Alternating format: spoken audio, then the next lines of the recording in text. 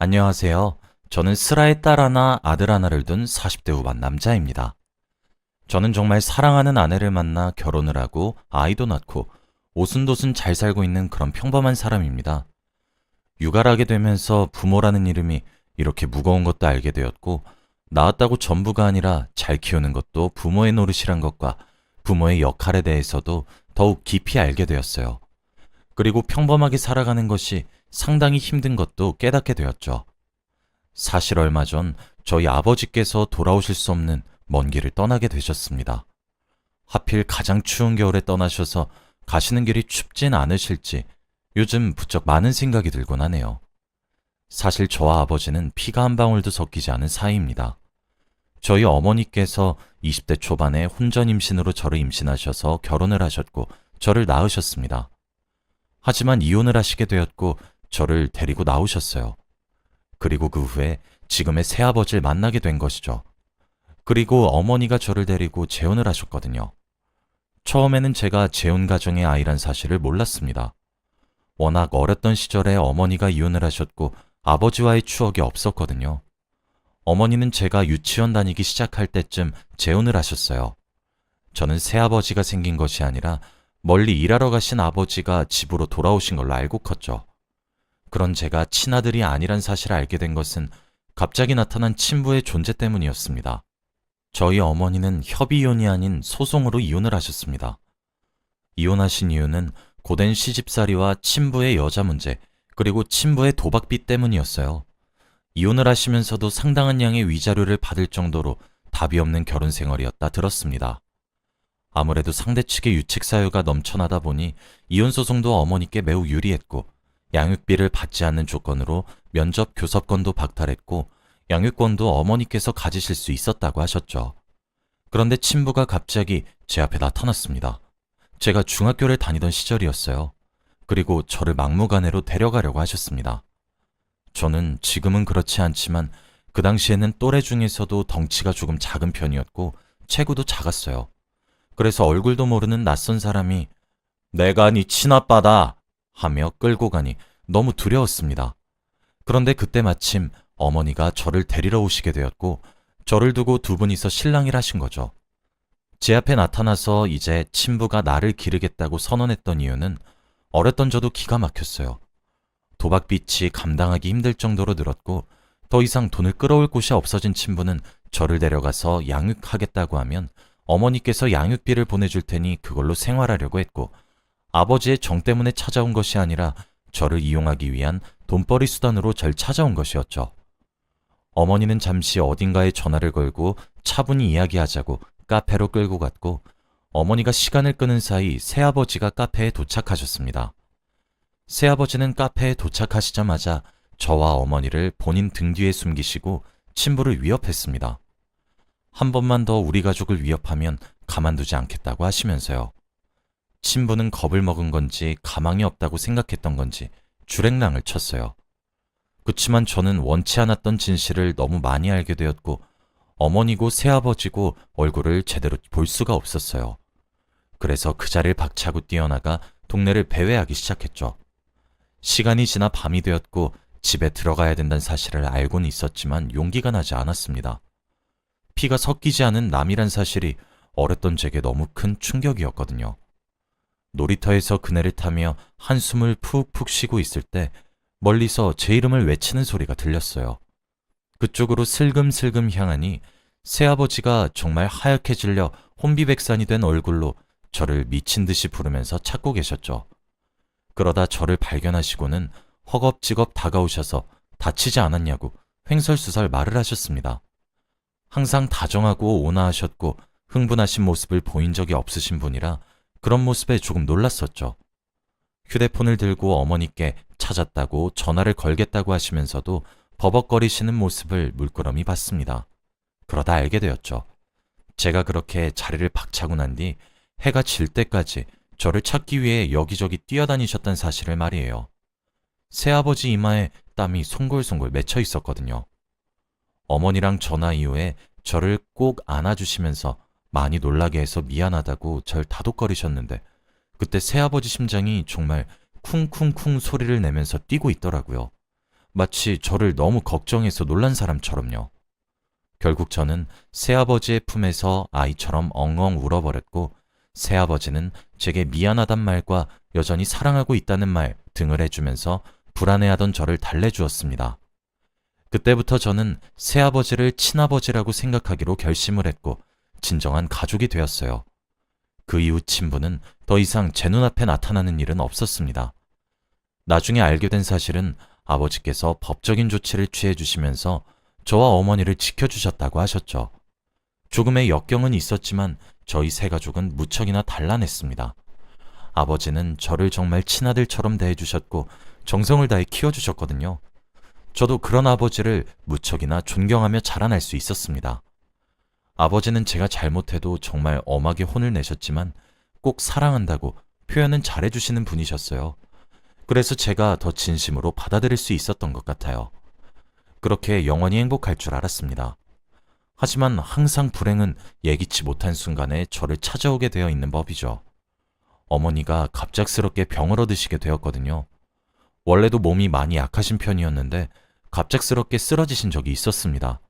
심장에 문제가 생겼던 걸로 기억하고 있어요. 다행히 길에서 쓰러진 거라 빠르게 병원으로 이송되었지만 쓰러지면서 바닥에 머리를 크게 부딪히게 되었고 그 이후 결국 깨어나시지 못하셨습니다. 머리에 커다란 충격을 받으신 것 같다고 마음의 준비를 해야 할 것 같다는 의사 선생님의 말씀을 믿지 못했지만 그 이후 정말 거짓말처럼 어머니의 심장 상태가 좋아졌다 나빠졌다를 며칠 동안 반복하다가 조용히 돌아가셨습니다.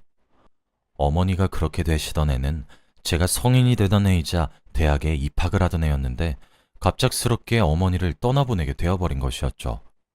갑자기 변한 상황에 저는 제정신을 차리는 것도 버거웠습니다. 어떻게 어머니 장례를 치르고 화장을 하고 집으로 돌아오니 아버지와 저만 남았더군요.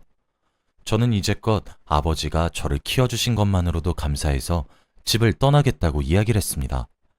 저는 아버지를 인정했고 가족으로 받아들였지만 아버지에게 저는 의붓 아들인 셈이니까요. 아버지는 제게 어떻게 그런 말을 할 수 있냐고 이야기를 하시며 정말 크게 화를 내셨어요. 아버지는 어머니를 잃었고 제가 성인인데도 보호자 역할을 자처하셨습니다.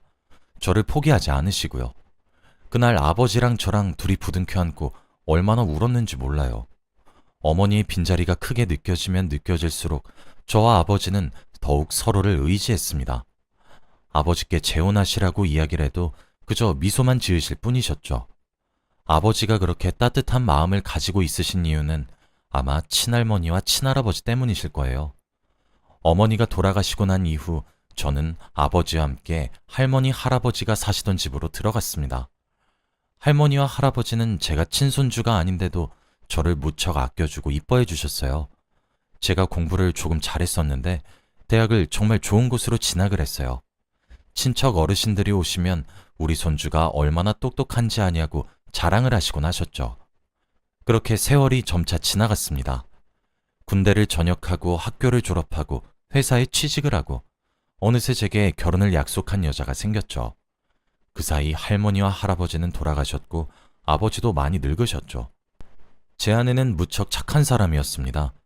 저는 두 눈을 질끈 감고 제 가정사를 이야기해 주었습니다. 차마 아내의 반응을 제대로 지켜볼 수가 없었거든요. 처음엔 아내가 아무런 말도 없어서 역시 내 가정사가 평범하진 않은 거겠지 하고 아무렇지 않게 웃으며 고개를 들었어요.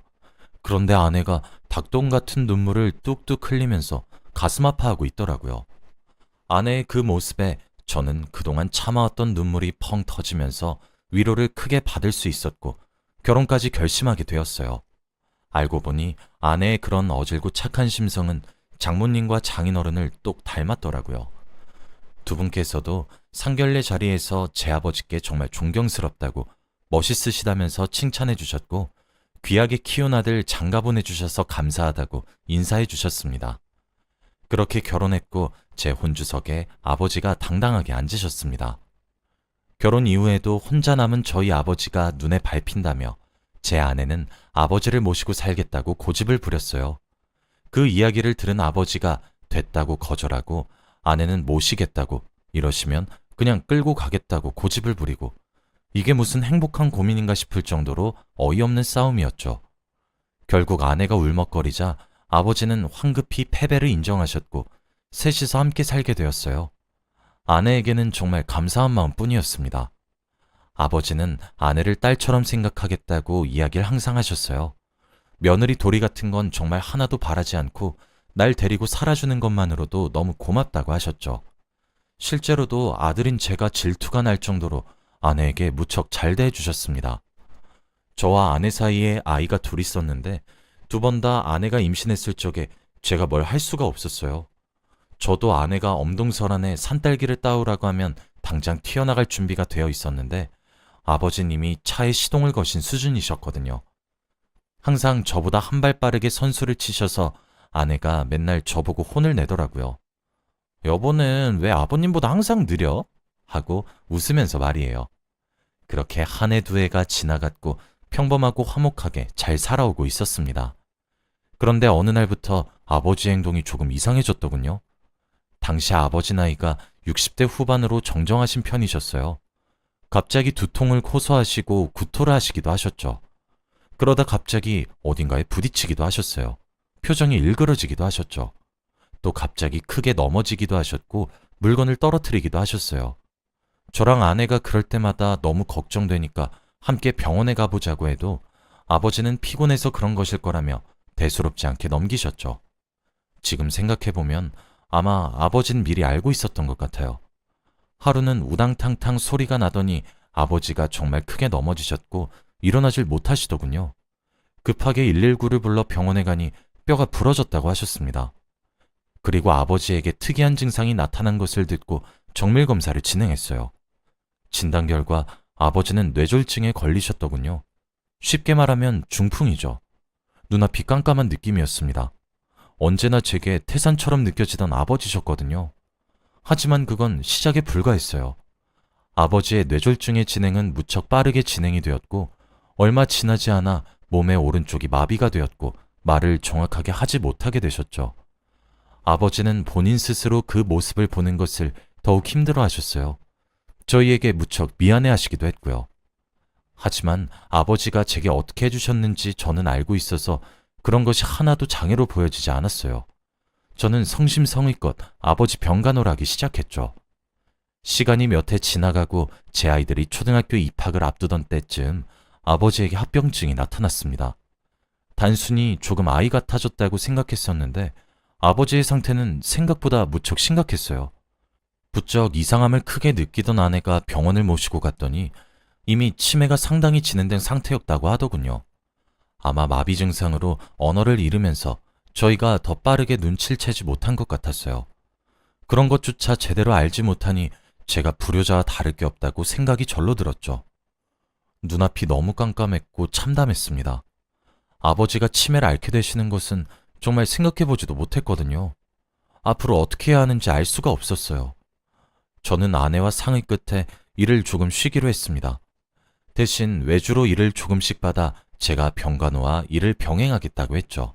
안 그러면 후회할 것 같았거든요.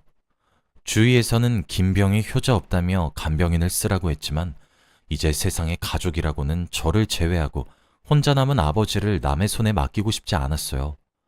아내와 아이들, 처가댁 모두에게 양해를 구했고 병간호를 시작하게 되었습니다.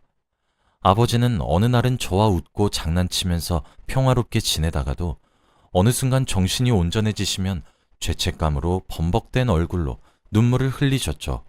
어느 날은 괴성을 지르면서 화를 내기도 했고요. 그렇게 5년 정도를 아버지 병간호를 했습니다. 5년이란 세월 동안 아버지는 참 많이 작아지셨어요. 커다랗던 키가 줄어드셨고 튼튼하게 굵었던 팔이 앙상해졌죠. 대소변도 제대로 못 가리셨고 제 손으로 똥을 파내는 날이 일상이었고 점점 온전한 정신을 유지하지 못하셨습니다. 그런데도 이 짓을 오래 해도 좋으니까 부디 살아만 달라고 간절히 기도했었죠. 저를 어떻게 품어주신 아버지인데 제가 그 큰 사랑을 보답하는 게 간병이라면 정말 작은 보답이라 생각했거든요. 힘들지 않았다면 거짓말이겠지만 아버지가 아이처럼 해맑게 한번 웃으시면 그걸로 만족이 되었습니다. 그러던 어느 날이었어요. 거의 온전한 정신을 찾으시던 텀이 점점 길어졌던 시기였죠. 그날은 새벽이었는데 끙끙거리는 소리에 잠에서 깨어나 눈을 비비며 아버지께 무슨 일이 있냐고 물었습니다. 그런데 아버지의 두 눈에 또렷하시더군요. 그리고 제게 손을 달라고 손짓을 하시더라고요. 손을 부들부들 떨면서 말이에요. 본능적으로 알았습니다. 지금 이 순간이 아버지의 마지막 순간이란 사실을요. 아버지는 제 손을 꼭 붙잡으시고 눈을 천천히 감았다 뜨시길 반복하셨어요. 마치 제 모습을 두 눈에 꼭꼭 저장하듯이 말이에요. 저는 약해져가는 아버지의 숨소리를 들으며 아버지 귓가에 계속 속삭였습니다. 사랑해줘서 고맙다고, 나도 많이 사랑하고 있다고, 항상 감사했다고. 그리고 아버지는 나에게 정말 최고의 아버지여서 내가 많이 존경했고 자랑스러웠다고 말이에요.